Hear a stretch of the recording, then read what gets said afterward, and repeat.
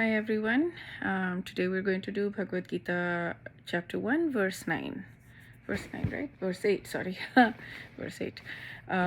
So in the previous verse, Duryodhan in the first many verses, Duryodhan had talked about the Pandavs' army and how good the Pandavs' army is. And in the previous verse, he started to say to Dronacharya, all this conversation was happening with Dronacharya. So he started to say to Dronacharya, I want to tell you, please note, please be informed. I'm telling you that we also have good warriors in our army. Here he starts actually listing them.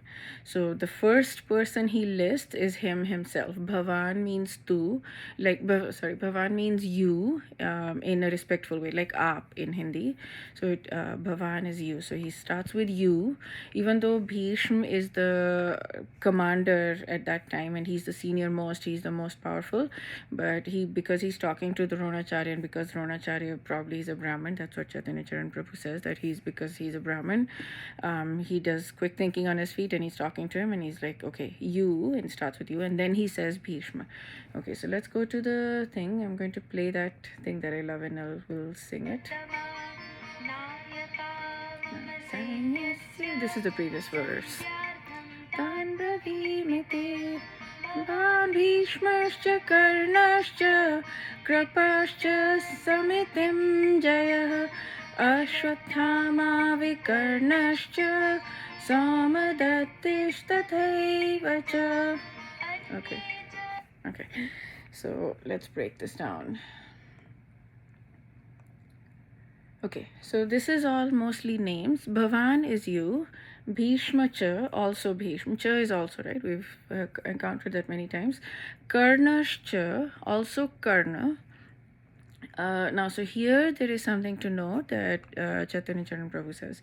So Karna was not in the war at that time. He mentioned Karna as third. He first mentions Dronacharya himself, aap, you, and then he says Bhishma, and then he says Karna. Now Karna and Bhishma did not get along very well. Bhishma, just before the war started, was doing a ranking of all the warriors from the Pandav side as well as the Kaurav side, and he ranked Karna very low, and Karna was like super I am big and I can alone defeat the entire Pandav army in one thing, and Bhishma was like, no, you cannot do anything. You've lost with Arjun so many times, you're going to lose again, and like whatever. So he was just, they were having this thing, and Karn was like, I am not going to fight the war for you as long as you are in command, because if whoever is in command is the one who's given the credit, right, for winning the war.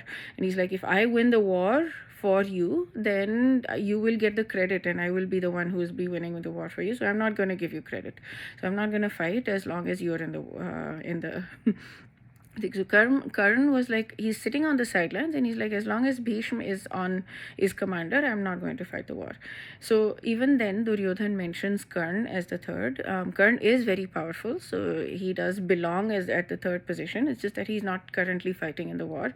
So that's just something to note. Kripascha. So Kripa is somebody who cannot be killed. So Yudhishthir, who is the eldest brother of the Pandavas, he is the eldest son of Pandu, he had come up to them and asked them, so if you can't be killed, how do I kill you? Like, how do I win the war?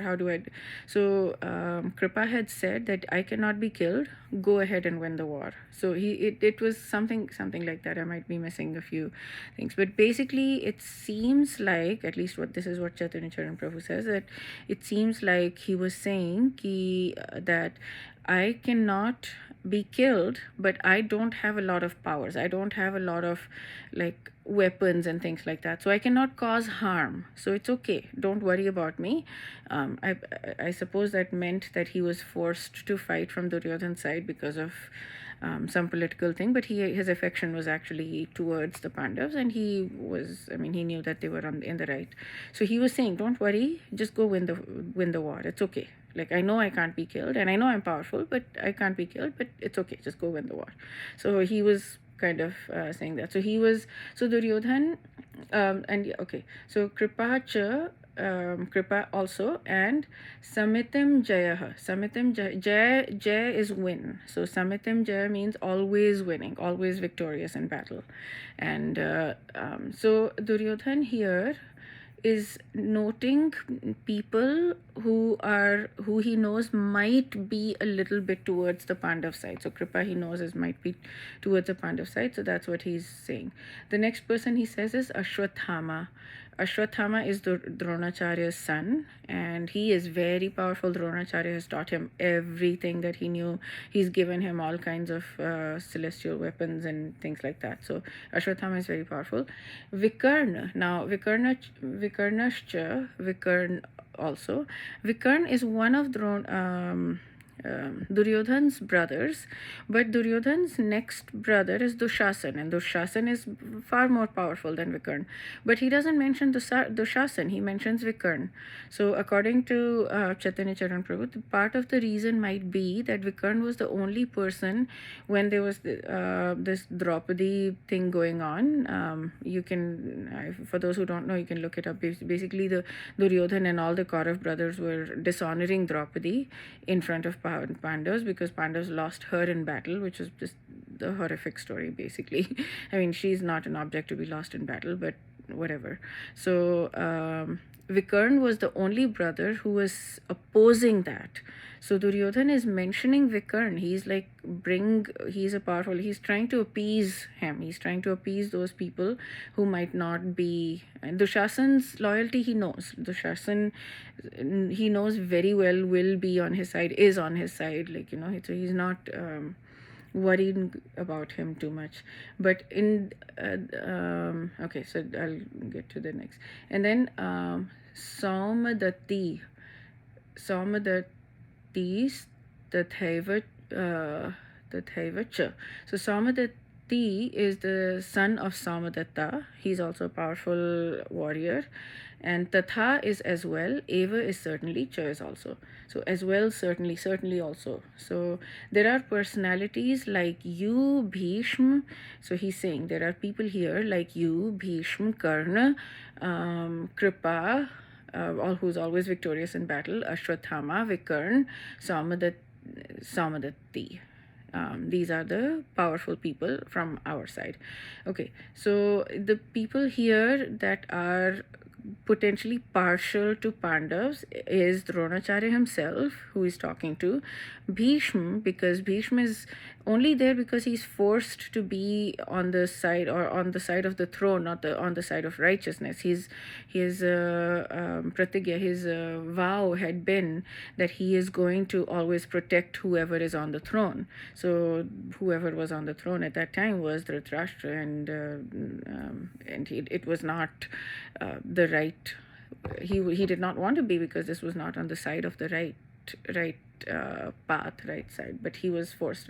So Dronacharya himself was kind of forced to be there. Bhishma was forced to be there. Vikarn was potentially forced to be there, and Kripa was potentially forced to be there. So there were a lot of people who were on the Kaurav side who didn't really want to be on the Kaurav side, or ideally, they were just ended up being there for some reason or the other. And so Duryodhan knew that. He knew that a lot of his strong soldier warriors did not necessarily want to be there and there. So he was trying to appease them, and he had a lot of work. He had a lot of mental, emotional kind of thing to do for them, because he had to keep them happy. He had to appease to them. He had to appeal to them to fight with their entire might. He had to appeal to them. So yeah, this is what he was doing for that. So this is Bhagavad Gita 1.8, and we will do the next one next time. Okay, goodbye.